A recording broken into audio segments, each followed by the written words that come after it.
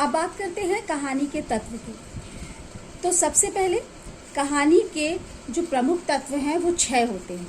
इन 6 तत्वों पर कौन सी कहानी खरी उतरती है, कौन सी कहानी खरी नहीं उतरती है, इसी की विवेचना, कहानी की समीक्षा करते हुए हम लोग करते हैं।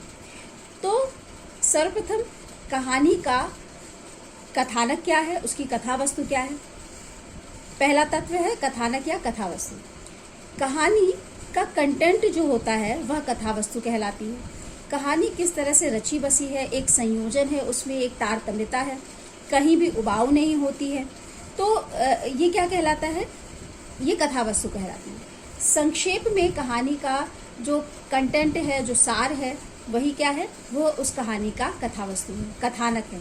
यानी कि कहानी क्या कह रही है, उसके भीतर क्या कहा जा रहा है, ये क्या कहलाता है, ये कथा वस्तु कहलाता है। कहानी का दूसरा प्रमुख तत्व है उसका पात्र और चरित्र चित्रण। कहानी में कितने पात्र हैं, पात्रों की उपयोगिता क्या है, उन पात्रों का जिस प्रकार से नाम रखा गया है, उनका जो चरित्र है, क्या वह उसके संग जस्टिफाई करते हैं, न्याय करते हैं, उन चरित्र का, उन पात्रों का चरित्र चित्रण, इस तत्व में, इस विषय पर चर्चा की जाती है। तो कहानी के जितने भी पात्र हैं, उन पात्रों का किस प्रकार से चरित्र चित्रण हुआ है।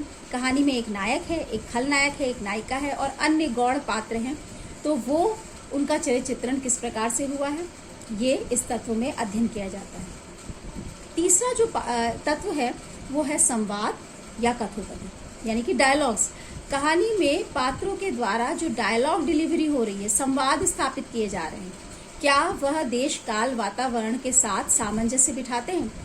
उदाहरण के तौर पर यदि कहानी मुगल काल की है तो जितने भी पात्र हैं उनकी संवाद योजना, उनका जो कथोपकथन है, उनके जो डायलॉग्स हैं वो मुगल कालीन होने चाहिए। उसको हम यदि आज के संदर्भ में रखेंगे तो वो उचित नहीं होगा। यानी कि अगर ऐसा किया तो इस तत्व पे वह कहानी अपेक्षित नहीं ठहरेगी, फेल हो जाएगी। इसके पश्चात अगला तत्व है देश काल और वातावरण।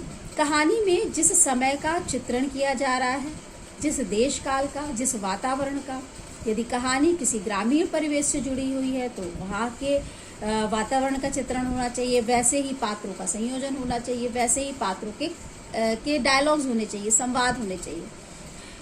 यदि किसी देश काल की बात की जा रही है, यदि मौर्य काल की बात की जा रही है, यदि इससे भी पूर्व या स्वतंत्रता के पूर्व के समय की कहानी का चित्रण करता है कहानी में लेखक, तो फिर कहानी में उसी समय का वातावरण को ध्यान में रखते हुए कहानी को कहा जाना चाहिए।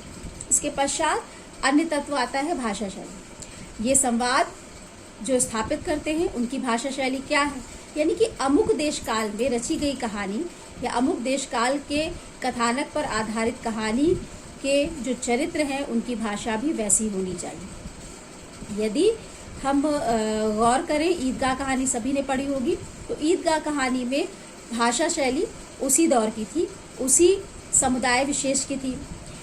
यदि मंत्र की बात करें, कहानी मंत्र हम सभी ने पढ़ी है, तो मंत्र कहानी में जो एक सपेरा है तो उसकी संवाद अलग है, उसकी भाषा शैली अलग है, और जो डॉक्टर हैं, डॉक्टर चड्ढा, उनकी भाषा शैली अलग है। तो कहानी के पात्रों के आधार पर, उनके देशकाल, कहानी के देशकाल के आधार पर, वातावरण के आधार पर कहानी की भाषा शैली भी होनी चाहिए।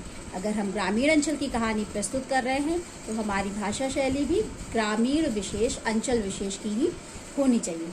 इसके पश्चात अगला जो तत्व है वो है उद्देश्य। कहानी किसी न किसी उद्देश्य को लेकर के चलती है, बिना उद्देश्य के कोई भी कला, कोई भी साहित्य नहीं होता है। तो क्या कहानी अपने उद्देश्य को पूर्ण करने में सफल हुई है, इस तत्व पर इसकी चर्चा की जाती है, इसका विश्लेषण किया जाता है। इसके अलावा एक तत्व और है कहानी का जो सर्वप्रमुख है, वो है उसका शीर्षक। शीर्षक भी कहानी के साथ न्याय करता हुआ दिखाई देना चाहिए। शीर्षक कहानी के कथानक के आधार पर ही होना चाहिए, जैसा कहा कथानक वैसा ही उसका शीर्षक। धन्यवाद।